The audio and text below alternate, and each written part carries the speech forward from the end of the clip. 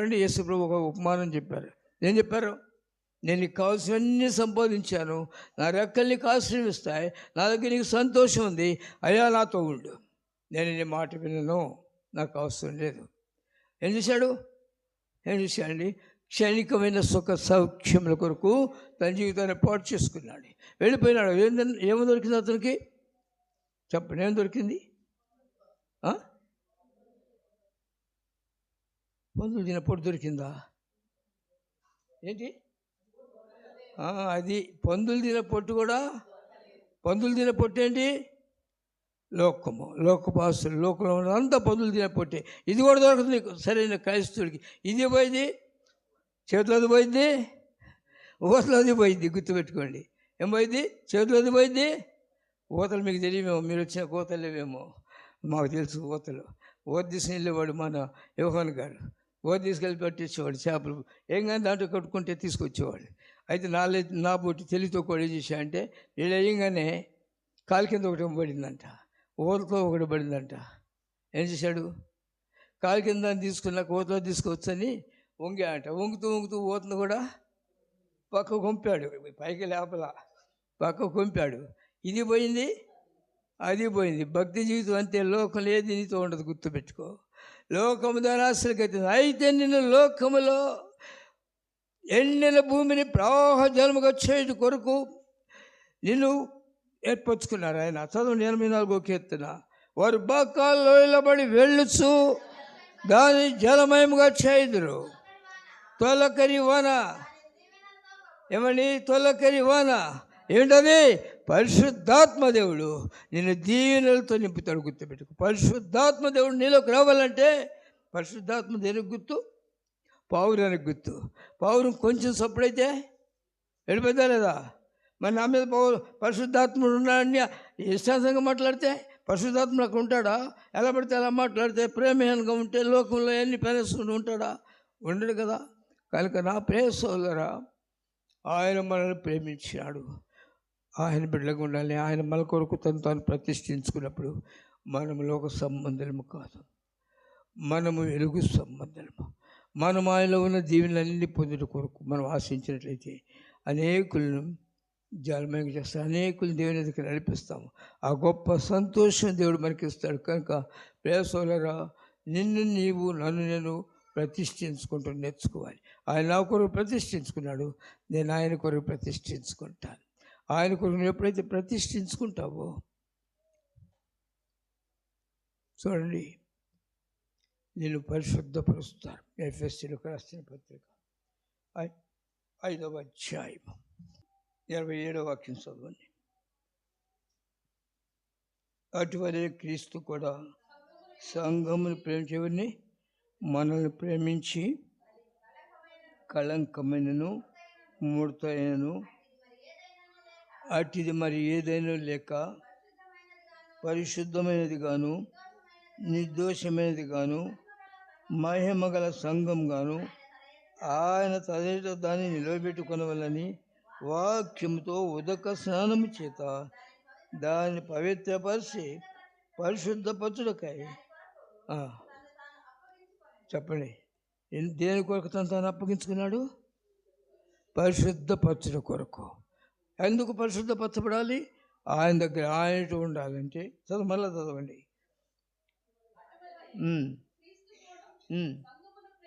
సంఘమును ప్రేమించి అది కళంకమైనను ముడత అయినను అటుది మరి ఏదైనా లేక పరిశుద్ధమైనది గాను నిర్దోషమైనది గాను మహిమగల సంఘం గాను ఆయన తన ఎదుట దాన్ని నిలబెట్టుకోవాలని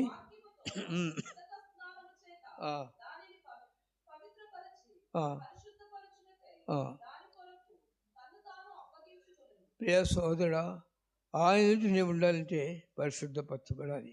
పరిశుద్ధపరచబడాలంటే ఆయన రక్తంలో నిన్ను కడుక్కోవాలి. ఆయన రక్తంలో నువ్వు కడుక్కోవాలంటే దేవుడు ఉన్నాడు, ఆయన నన్ను ప్రేమించాడు, నీ దేవత నుంచి చీకటి నుండి దరిద్రం నన్ను విడిపించాడు అని గ్రహింపు రావాలి. ఆ గ్రహింపు రాకపోతే ఏమవుతుంది తెలుసిన? ఇప్పుడు చదవండి. ఏం చదువుతారు? పరమగీతములు 1వ అధ్యాయము నేను ద్రాక్ష తోట కాపు కాయలేకపోతే నా తోటకు కిందకి రా తల్లి నన్ను కావలి కత్తిగాను ఏమండి సొంత తోటను కాయకపోతుంది. చూశారా? ఎందుకని? గ్రహింపలేదు. వింటున్న వాక్యం ద్వారా ఉదక స్నానం చేసి నేను పవిత్రపరిచి ఆయనట ముడతను కళంకమైన ఏది లేకుండా చేసి ఆయన కూర్చోబెట్టుకుని ఆ ప్రశస్తమైన పుణ్య రక్తమును తన రక్తాన్ని కొరకు నాకు చిందించాడు. ఆ గ్రహింపు నీకు నాకు లేకపోతే ప్రార్థన కంచెం అనుకూడదు, మనస్సును పట్టుకోలేం, ప్రకారం లేక పాడైన పనులంతో మన జీవితాలు అలాగా ఉంటాయి. అది దేవుని వాక్యంలో వ్రాయబడి ఉన్నది.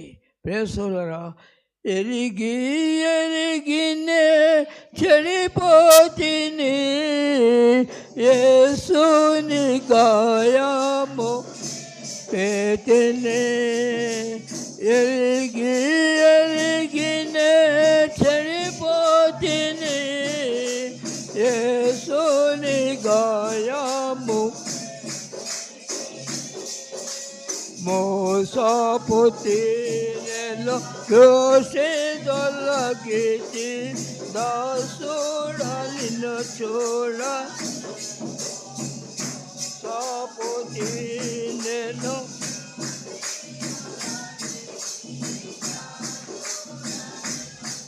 ఎప్పుడైతే పట్టును పట్టుకోలేకపోతావో, ఎప్పుడైతే మనసును పట్టుకోలేకపోతావో, ఎప్పుడైతే ప్రార్థన ప్రాకారం నీకు ఉండదో నీవు దేవుని మందిరాన్ని పాటు చేస్తావు.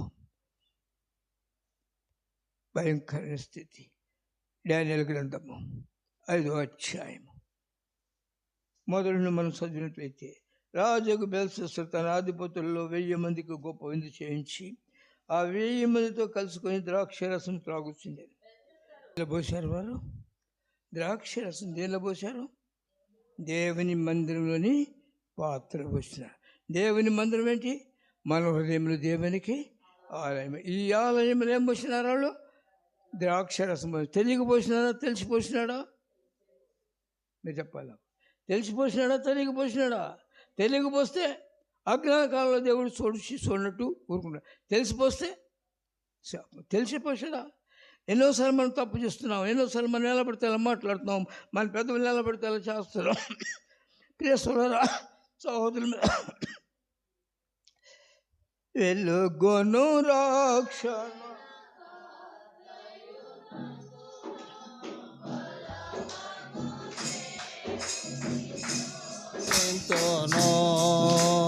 తెరువను నేనికయవరికి వెలుగైన యేసే నా దుర్గము. తల్లిదండ్రులు విడచిన గాని ఎల్లము భీతిని భయమని నన్ను తల్లిదండ్రులు విడచిన గాని ఎల్లము భీతిని భయమని నన్ను ఎల్ల ప్రజలు నన్ను ద్వేషించినను, ఎల్ల ప్రజలు నన్ను క్షించినను. ఎడబాయడు నా ప్రియుడగు